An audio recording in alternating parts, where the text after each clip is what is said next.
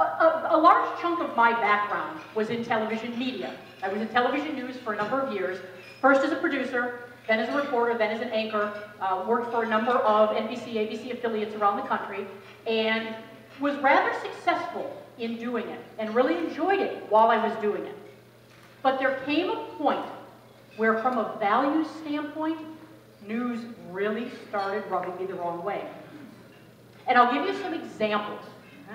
Here are some terms that are actual terms in news. We don't think twice about them. If it bleeds, it leads.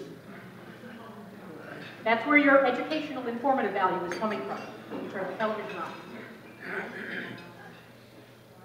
There's 10% unemployment today. Flip that around for me, positive thinkers. What does that also say? 90% employment! I don't know what school system you're from in this country, but that's an A. It's a mindset shift, is it not? Guess what? If I tell you there's a 20% chance of rain today, flip it. What does that mean? 80% chance of sun. Oh my goodness. Everything in our mass media, and I tell you this from experience, is negatively bent, and that is very intentional. I've heard people say, oh, why don't they have a 30-minute nice newscast telling us, oh, we'd be bored out of our minds. You'd flip it in 30 seconds. Our society likes controversy. Our society kind of thrives on that. And even if you don't, it's impossible to get away from now. You can't go to McDonald's without having a plasma screen TV with CNN running. You can't go anywhere. And so the morale of our entire society is negatively bent. And if you think about the defaults that we have, and you watch the people around you, and you look at your children, you just look at everybody, our defaults are negative. Okay? We yes, but everything. Anybody ever do any improvisational theater? Okay, a handful of you. If you know anything about improv, you know that there basically are no rules. You kind of just go with the flow, you go where it takes you, right? But there's one rule of improv that can never, ever be broken. It's called the yes and. And the yes and simply states, you can never say no on stage. I'll give you an example. Somebody throws something out, a topic. Not at me, don't throw it. Throw an idea out. Walking the dog. Walking the dog. If I look over and say, look, Lisa Ryan's over there walking her dog through the hotel.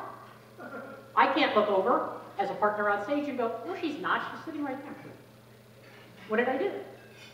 I stopped the scene. It's done. There's nowhere to go. Nowhere to move forward. But if I say, look, Lisa Ryan's over there walking her dog in the hotel. Oh, yes, I heard he has the penthouse suite. Pardon me. Look at that rhinestone couch.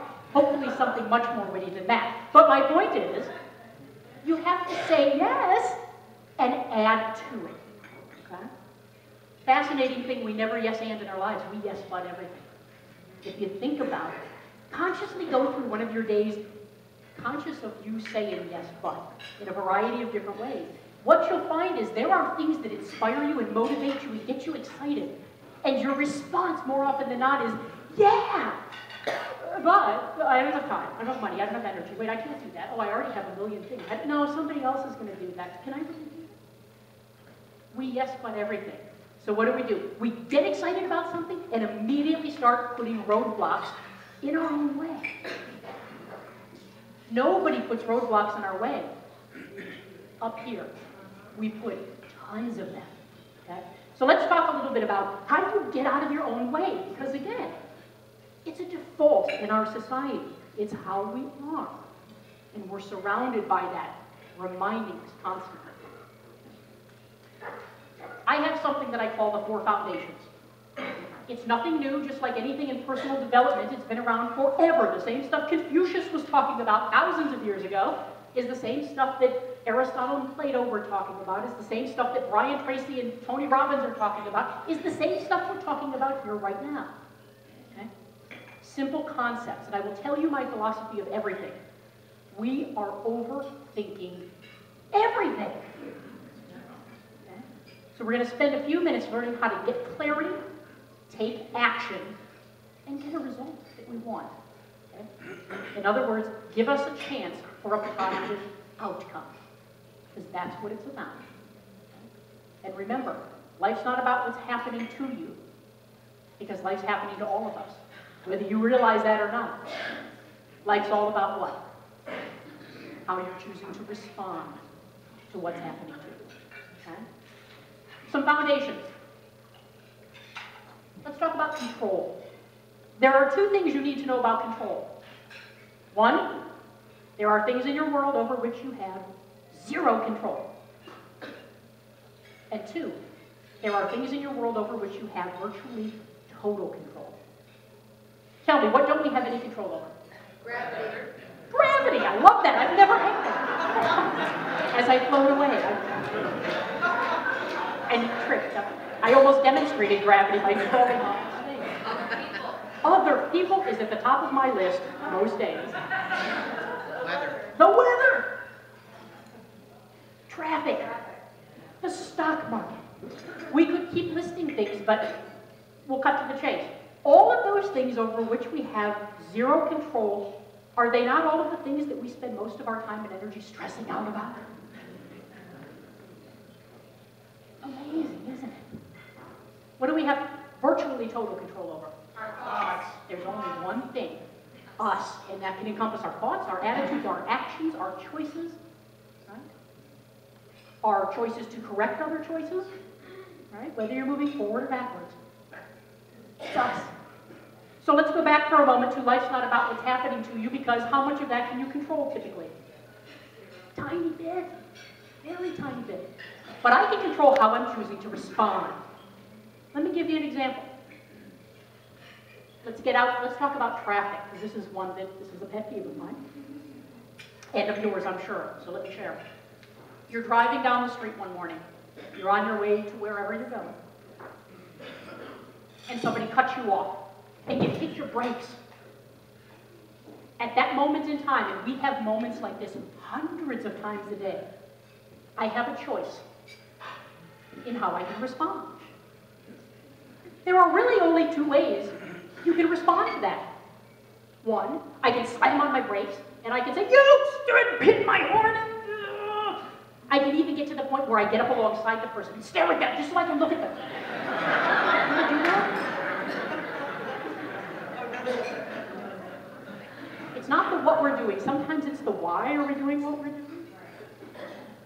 And the thing is I chose to respond very stressfully. I created my own stress, did I not? That wasn't intentional. That wasn't some malicious thing. I'm not the center of the world and everyone left their houses today to say, "Oh, Robin's on 271 by Chagrin. Everyone get there now and get in front of her right now and go 12 miles." We're not the center of the world. Right? And the thing is, when you choose to respond in those manners and create your own stress, at 1 o'clock or 2 o'clock or 3 o'clock that afternoon, what's still sitting in your head? That little bit cut me off this afternoon in traffic. Right? We carry that. We create it and then we carry it. It's amazing. Right? Here's a second way I could have chosen to respond. Tap my brakes. Gone, well, glad I was paying attention. And move on with my day. Now, if you think about it, and again, this is all about just awareness of how we're responding in our own world. Hundreds of times a day, we have the opportunity to make those choices. Okay? So control. When you start focusing on the things over which you have total control, and take some of that focus off of the things over which I have zero control, that's when things start to happen. That's a magical place in your life. And you have everything you already need to get there. Okay? The second thing is, again, not a new concept in the world of personal development, might be worded differently, but you have two choices. You can make things happen, or you can let things happen. Okay? It's a testament to being proactive versus reactive. It's an interesting phenomenon. In the moments when we have control, where are we typically? Are we in the past? No, we have zero control in the past. We can't change it. Can we? How about the future? Do we have control in the future? No. There's only one time when we have control. Now. And if you think about it, we can make things happen in the future by doing certain things now, putting things in motion, right? Anybody here believe we can time travel? Okay. We time travel dozens of times a day. Let me ask you this. Get back on the road. The guy just cut you off. You chose to respond how you're going to. You get to work or wherever you're going, and you honestly can't remember driving there, other than that one moment. Have you ever done that? How frightening is that? But you think about it. You physically drove there. You're there. What was happening though? Where were you? Were you now? No, you were time traveling. You were back thinking about, someone said something to you the other day, and you were trying to remember, wait, what did they say? And am I supposed to send that thing, or are they? Or you're thinking about the meeting you've got at 3 o'clock this afternoon, and what you have to get ready. Or maybe you're on vacation next week, and mentally you're there, aren't you? You've been there for 1.5 years, haven't you? We're time traveling constantly. If you really think that the only time we truly have control is now, you have to constantly bring yourself back and ask yourself several times a day, where am I?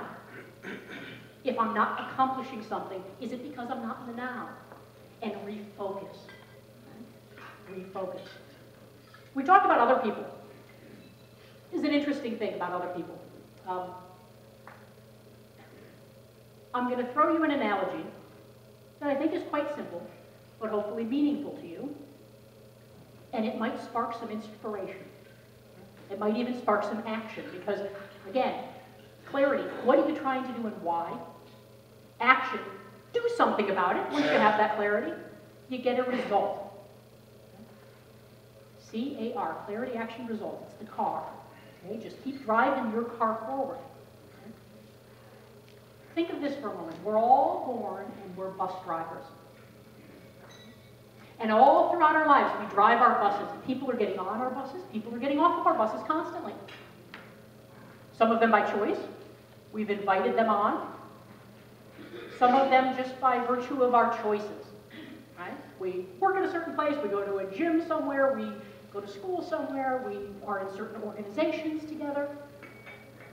But at some point in your life, when you're ready to get clarity, or you feel the need to get clarity and do something different, there are 5 questions you must ask yourself. Number 1, who's driving my bus? Am I in the driver's seat, or is somebody else sitting there? Get back in the driver's seat. Number 2, I want you to think of a city bus. When you look across the top of the bus, what's emblazoned there? Destination. Where are you driving? And if you don't know, you're just wandering aimlessly up and down the streets and the highways of America, make sure that's the point. If it's not, what is your destination? Because once you're back in the driver's seat and you realize that consciously, you can go anywhere you want, can't you? Third question. Once I have clarity on my what and why, and I choose to get back in the driver's seat, I now need to turn around and look at who? My passengers. And the third question is, who needs to get off my bus?